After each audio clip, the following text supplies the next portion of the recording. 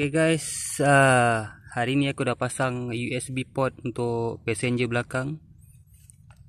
Tada.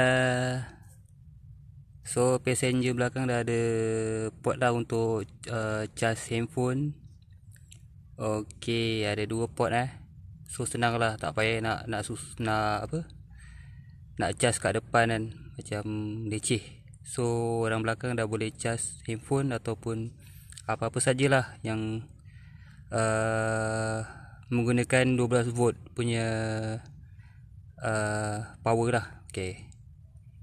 Baik, Gino dah ada USB port passenger belakang.